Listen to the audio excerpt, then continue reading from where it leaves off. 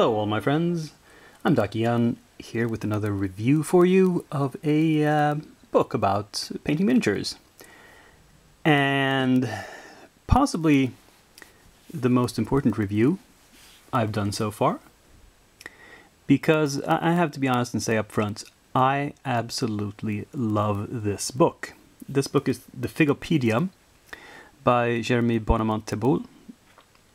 It is approximately 120 pages of full color, fully illustrated instructions. It costs 35 euros from Jeremy's website, Figone. I'll link it below. And what is this? Well, as it says down here, it says Light and Color Theory and Practice. It's mostly theory, like I'd say at least 75% theory. And as such, this is probably the most important book about miniature painting I've ever read. Why? Because it tells you the stuff that you don't know unless you've actually learned art. I mean, most miniature painting guides will teach you the techniques of, how to use your tools, how to apply paint, and so forth. But they have very little about the theory behind it all. And I mean, if you've been to art school or taken art classes, you might know this stuff already, but you probably haven't learned it as it applies specifically to miniatures. I mean, and there's tons of books out there about these things, the theory of light and the theory of color, for painters or people working in maybe digital media or something. But I've never seen these theories covered this exhaustively with specific examples and specific applications for miniature painting. And as such, this is an essential resource. It will tell you not exactly what to do, but how to think before you start doing stuff. So, what's in this?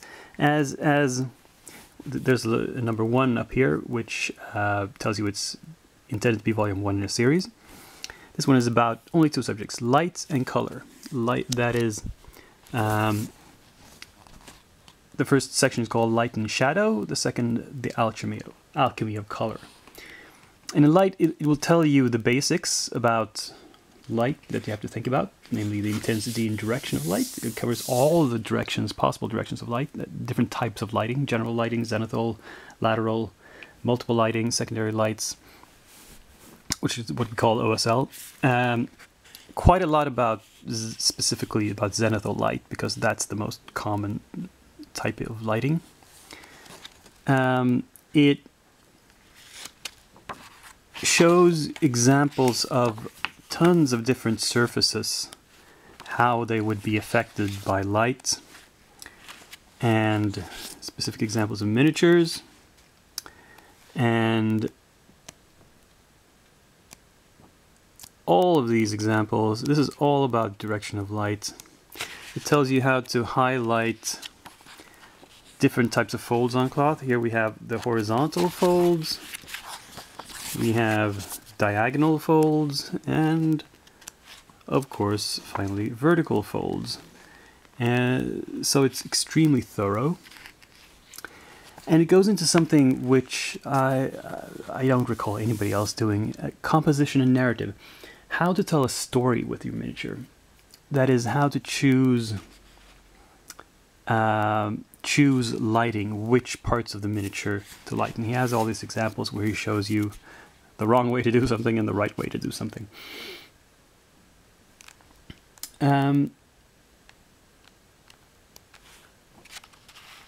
few things could have been expanded. This section on focal points it's only 1 page, and I think you could talk for a long time about just focal points. But, I mean, hey, space is at a premium. And he talks about alternating light and dark, controlling the midtones, how to light the base, how to make weird types of lighting, and finally, the final suggestion is always, well, now that you know the rules, throw them away, and as it says, inventing the light source, light it the way you think it should be lighted. This is great. And then he goes on in equal detail about color. It's way beyond just the normal color wheel. It tells you about hues and lightness and saturation. It does tell you about the color wheel, but in more detail than normal. It tells about warm and cold colors. It talks about how specific types of colors, blues, yellows, reds and greens, what you need to think about. It has contrast, lots and lots of discussion about contrast. This is hugely important when composing a miniature. And about key colors, psychological impact of colors, harmony, how to do different types of color schemes, how to coordinate.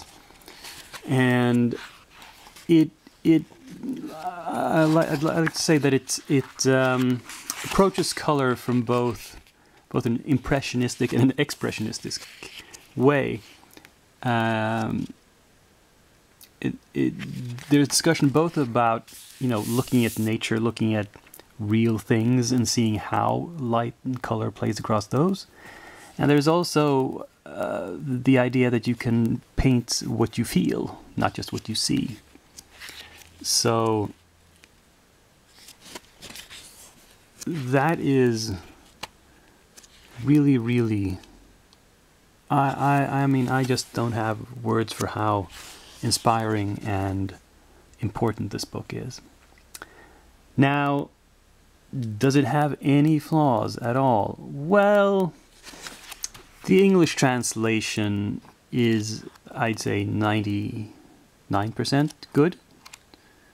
There are a couple of glitches, not as much as on his DVDs, because these have been edited and proofread. There's just, you know, a few tiny things where a word is missing or where you use the wrong word. For example, he consistently uses the word bust when he means chest. Well, sometimes there is an actual bust, but in this case, calling these pictures a picture of a bust is not normal English. This is a chest. Anyway, but you know, it's real. Oops, this little thing fell out. Anyway, it doesn't hinder understanding. Now, you might wonder, doesn't Jeremy have DVDs as well? Can't you learn just as well from those? And I'm going to talk about his DVDs. I have his DVDs, and I will review them as well. What I can say right up front is that the DVDs contain a little bit of the information that is in this book, but not all of it, not even most of it. And even if it had, a book is much better as a reference. If you're wondering about something, if you're thinking, okay, how should I choose colors? Well, it's much easier to just flip to the right page in a book than to pop in a DVD and start up your computer or your TV or whatever, and then search and try to find the right section, and then listen to maybe 5 minutes of talking about other stuff before he gets to the stuff you want to hear right then.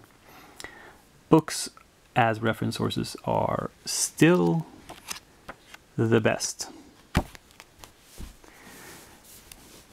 And yeah, I don't know what else to tell you. Unless you've been to art school and already know all this stuff, if you're a miniature painter, you need to buy this book. It will just blow your mind if you haven't encountered these theories before. And you know, that's all I can say about that. It's a must-have. Well, that'll be it for today for me. So, I will be back soon with more videos, but until then, this is Dakian signing off.